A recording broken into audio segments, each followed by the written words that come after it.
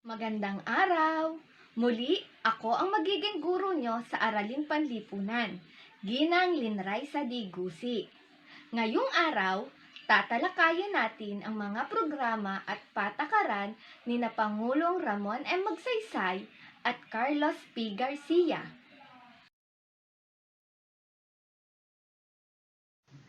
Balik-aral. Ano-ano ang naging programa at patakaran ni Pangulong Manuel A. Rojas?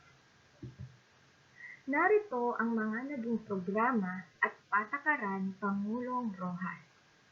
Pagsasaayos ng elektripikasyon, pagsasanay sa mga gawaing bukasyonal, pagtatatag ng mga kaluwagan sa pagpapautang, paghimok sa mga kapitalistang Amerikanong mamumuhunan sa Pilipinas, at pagsisiyasat sa mga likas na yaman ng bansa na humantong sa pagmumungkahi na kailangang magtatag ng mga industriyang mangangalaga at lilinang sa likas na yaman ng Pilipinas.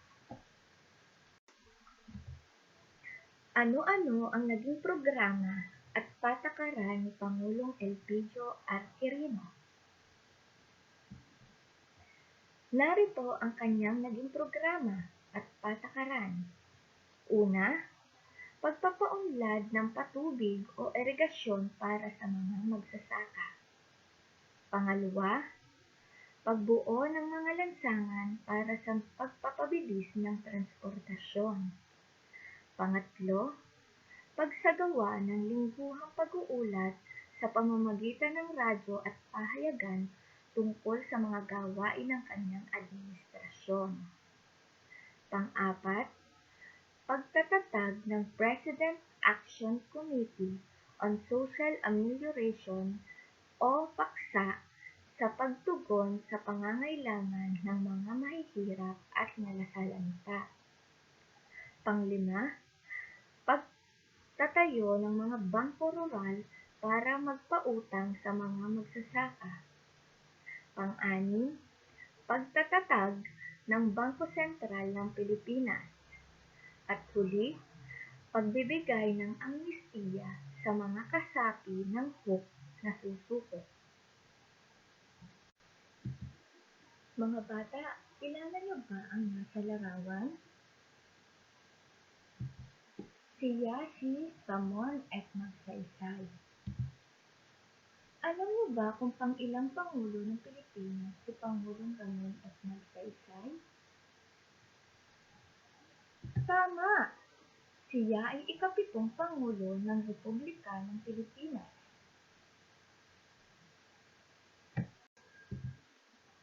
Kampiyon ng masang Pilipino at kampiyon ng demokrasya.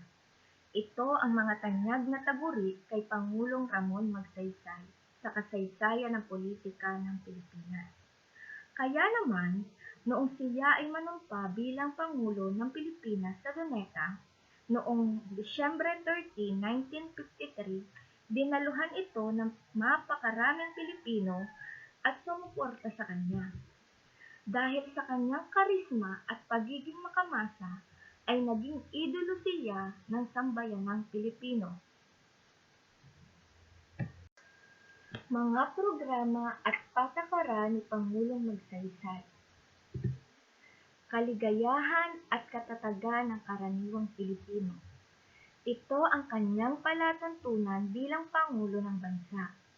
Upang maisakatuparan ito, ipinahayag niyang paunlarin ang mga baryo sapagkat naniniwala siya na kung ano ang makabubuti sa karaniwang tao ay makabubuti rin sa buong bansa.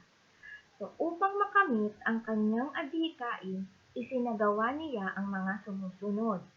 Una, pinagtibay ang Land Tenure Reform Law kung saan itinadhana ang paghahati-hati ng malaking hasyendang bibilhin ng pamahalaan upang maipamahagi ng hulugan sa mga kasama. Pangalawa, pagpapatayo ng mga poso o artificial well at kapatubig upang mapabilis ang pag-unlad ng mga baryo. Pangatlo, pagpapagawa ng mga daan at tulay upang mailapit o maidugtong ang baryo sa poblasyon o kabayanan. Pang-apat, paglulunsad ng pananaliksik ukol sa makabagong sistema ng pagsasaka at bagong uri ng binhi tulad ng masagana. Ikalima, pagpapatayo ng Agricultural Credit and Cooperative Financing Administration or ACCFA upang matulungan ang mga magsasaka sa pagbibili ng kanilang ani. Ika-anim, pagpapatayo ng Farmers Cooperative Marketing Association o PACOMA, kung saan ang mga kasapi ay makauutang sa ACCFA upang makabili ng kanilang sariling kalabaw sa pagsasaka at iba pang kagamitan. At panghuli, ang pag-oorganisa sa mga kapulungang pambaryo ng mga sanggunian sa pagsasaka at mga samahang 4-H na may kinalaman sa paghahalaman. Bilang Pangulo ng Bansa, tunay ngang karaniwang mga tao at mga kalagayan ang unang nilang binigyang pansin. Upang mapatatag ang panlipunan at pampulitika, pinagtibay ang Social Security Act o Batas sa Katatagang Panlipunan. Isinasaad ng batas na ito na paghimok sa korporasyong gawaing kasapi ng tanggapan at katatagang panlipunan ang lahat ng kawani at mga manggagawa. Bilang kasapi, ang mga kawani o manggagawa ay mag-aambag ng 3 bahagdan o 3% ng kanyang sahod buwan-buwan. Sa kabilang dako naman, ang korporasyon ay magdaragdag ng higit na malaking bahagdan sa bawat 3% na ambag ng kawani o manggagawa. Ang tanggapang ng katatagang panlipunan ay siyang magbabayad sa kawani o manggagawang namatay, nagkasakit o naaksidente. Kasunod, pinagtibay din ang EDCOR or Economic Development Corporation. Ayon kay Pangulong Magsaysay, ang mga mamamayan ay hindi maaakit sumapi sa komunismo kung ang mga pamilya ay may mabuting kabuhayan. Dahil dito, nahikayat niyang magbagong buhay ang mga kasapi ng HOK. Kaya naman noong Mayo 16, 1954 ay sumuko si Luis Pero, ang supremo ng mga HOK. Pinag-ibayo rin niya ang programang may kinalaman sa pakikipag-ugnayang ng Pilipinas sa iba't ibang bansa. Noong 1954 ay idinaos sa bansa ang Manila International Conference na dinaluhan ng mga bansang Australia, France, Estados Unidos, New Zealand, Pakistan, Thailand, United Kingdom at Philippines. Dito nabuo ang isang kasunduan na tinatawag na Manila Pact. Ito ay nagsasaad na ang bawat kasapi ay magtutulungan at pagsasamahin nila ang kanilang puwersa kung sakaling lusubin sila ng bansang komunista. Gayon din, noong 19 ng Pebrero 1955, nabuo ang SHATO o Southeast Asia Treaty Organization na kasapi ang 8 orihinal na miyembro ng Manila Pact. Mga bata, kilala ba ninyo kung sino ang nasa larawan? Magaling! Siya si Pangulong Carlos P. Garcia. Alam ba ninyo kung pang-ilang Pangulo ng Pilipinas si Pangulong Carlos P. Garcia? Magaling! Ika-8 Pangulo ng Pilipinas si Pangulong Carlos P. Garcia. Mga programa at patakaran ni Pangulong Garcia. Sa panahon ng panunungkulan ni Pangulong Garcia, ay binigyang pansin niya ang pagpapaunlad sa antas ng pamumuhay ng mga mamamayan. Kaya sa panahon ng kanyang panunungkulan, ay inilunsad niya ang mga sumusunod. Una, paglulunsad ng austerity program. Ito ang pangunahing layunin ng kanyang panunungkulan, ang magkaroon ng maayos at matipid na pamumuhay ang mga Pilipino. Ang pamahalaan ay naging matalino sa paggasta, higit na naging maayos sa paggawa at maglunsad ng pamumuhunan at ng kapaki-pakinabang ang mga tao. Pangalawa, anti-communism. Para maiwasan ang komunismo, ipinasa ang mga sumusunod na batas. Una, Presidential Decree Number 885 o outlawing subversive organizations, penalizing membership therein and other purposes. Kalawa, Presidential Decree Number 1736 or codifying the various laws on anti-subversive and increasing the penalties for membership in subversive organization. Ikatlo, Presidential Decree Number 1975. Kaapat, Presidential Decree 1835. Ipinasa ni Pangulong Garcia ang mga batas na ito para gawing iligal ang mga organisasyon na pananiniwalaan na komunismo kagaya ng Philippine Communist Party. Ikatlo, Bolen-Serrano Agreement. Ang kasunduang ito ay ginawa upang iklian ang pananatili ng mga base militar ng Amerika. Mula sa 99 na taon ay naging 25 taon na lamang. Ikaapat, inulunsad ang programang Pilipino Muna. Ang programang ito ay naging sagot sa epekto ng malayang kalakalan at pang-ekonomiyang Amerikano sa Pilipinas. Ito ay sinadya upang igiit ang higit na tungkulin ng mga Pilipino sa ekonomiya ng bansa.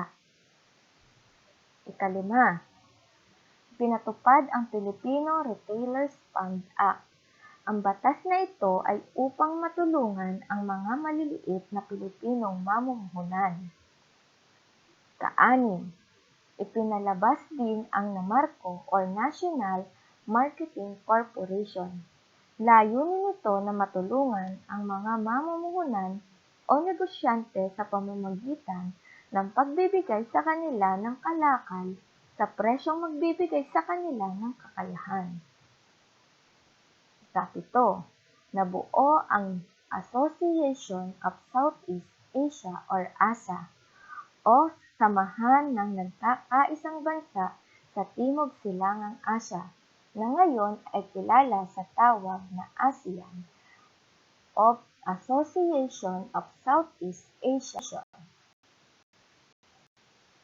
Mga bata, naunawaan ba ninyo ang mga programa at patakaran ng pamamahala ni Pangulong Ramon at Magsaysay at Pangulong Carlos P. Garcia? Kung ganon, ihanda ninyo ang inyong sarili sa mga pagsasanay. Gawain sa pagkatuto bilang isa. Kung ikaw ay magiging isang pinuno, alin-alin sa mga programang inilunsad ni na Pangulong Magsaysay at Pangulong Garcia ang nais mong muling ipatupad sa ating bansa sa kasalukuyang pandemya? Maaari mong ipadala ang iyong sagot sa aking email o di kaya'y i-private message ito. Gawain sa pagkatuto bilang dalawa. Panuto.